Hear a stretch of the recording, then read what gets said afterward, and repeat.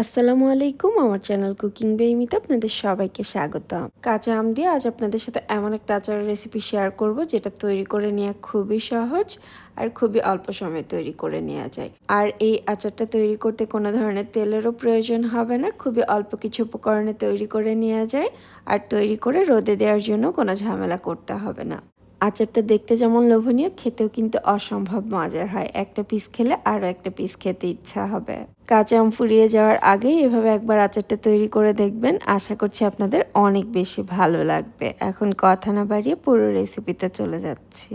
প্রথমে এখানে আমি 1 কেজি কাঁচা আম নিয়ে নিয়েছি, আর এখন এই আমগুলোকে ছিলে ভালোভাবে ধুয়ে পরিষ্কার করে নিব।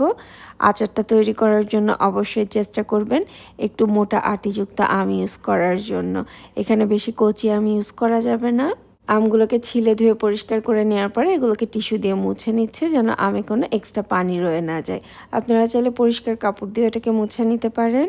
এখন এই আমগুলোকে গোল গোল স্লাইস করে কেটে নিব। আমি একটু কেটে আপনাদের দেখিয়ে দিচ্ছি। খুব বেশি মোটাও নয়, আবার খুব বেশি চিকন করেও কাটা যাবে না। মিডিয়াম থিকনেস এগুলোকে কেটে নিতে হবে। আমি এগুলোকে ছুরি দিয়ে কেটে নিচ্ছি, দেখে নিশ্চয়ই বুঝতে পারছেন আটির অংশটা কিন্তু বেশ খানিকটা শক্ত হয়ে এসেছে। এরকম আমি ইউজ করতে হবে, আপনারা চাইলে বটি দিয়ে এটাকে কেটে নিতে পারেন। আমগুলোকে কিন্তু খুব বেশি মোটা বা খুব বেশি চিকন করে কাটিনি। আর একটু আটিয়ালা আম এখানে ইউজ করেছি। একইভাবে এখানে আমি 1 কেজি আম কেটে নিব, আর এই আমের ভেতরে যে বিচির অংশটা রয়েছে সেটাকে ফেলে দিচ্ছি। সবগুলো আম কেটে আমি এগুলোকে একটা বড় বোলে নিয়ে নিয়েছি।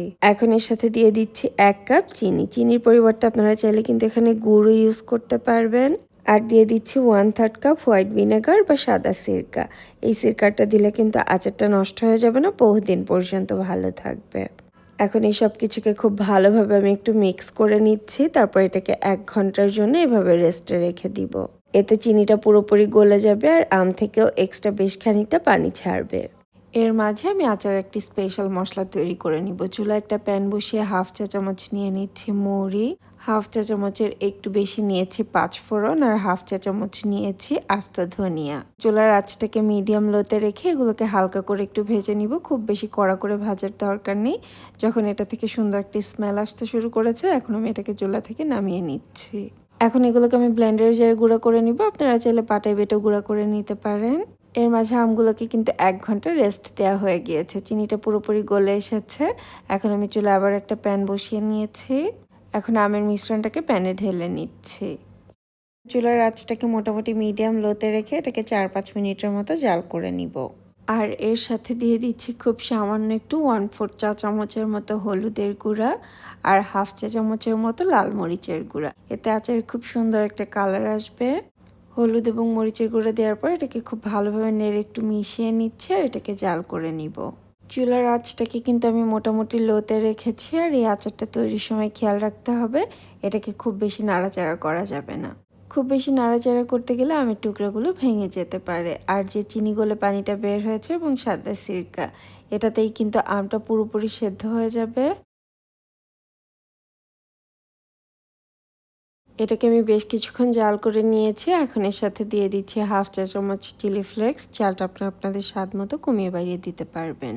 আচারের যে মশলাটা তৈরি করে রেখেছিলাম সেটা দিয়ে দিয়েছি, আর এখানে 1/2 চা চামচের মতো ভাজা জিরার গুঁড়া দিয়েছি। আর আমি এখানে 1 চা চামচের মতো লবণ দিয়েছিলাম, যেটা ভিডিও থেকে স্কিপ হয়ে গিয়েছে। আলতোভাবে এটাকে খুব ভালোভাবে নেড়ে মিক্স করে নেওয়ার পরে আরও কিছুক্ষণ জাল করব। যখন দেখবেন আমগুলো পুরোপুরি ট্রান্সপারেন্ট হয়ে এসেছে, তখন বুঝতে হবে আচারটা তৈরি হয়ে গিয়েছে। আমার এই কাঁচা আমের টক ঝাল মিষ্টি আচারটা কিন্তু তৈরি হয়ে গিয়েছে। এই কাঁচা আমের সিজনে আপনারাও রেসিপিটি এভাবে ট্রাই করতে পারেন। আর যদি এভাবে ট্রাই করে থাকেন, আমাকে কমেন্ট সেকশনে জানাতে ভুলবেন না আপনাদের কেমন লাগলো। এখন এই আচারটাকে চুলা থেকে নামিয়ে কিছুটা ঠান্ডা করে কাচের বয়ামে রেখে এটাকে সংরক্ষণ করতে পারেন। আমার বাসায় কিন্তু এই আচারটা চুলা থেকে নামাতে নামাতে অলমোস্ট শেষ হয়ে গিয়েছে। আর এভাবে যদি আপনারা আচারটা তৈরি করে সংরক্ষণ করতে চান, তাহলে কিন্তু একটু বেশি করে তৈরি করবেন।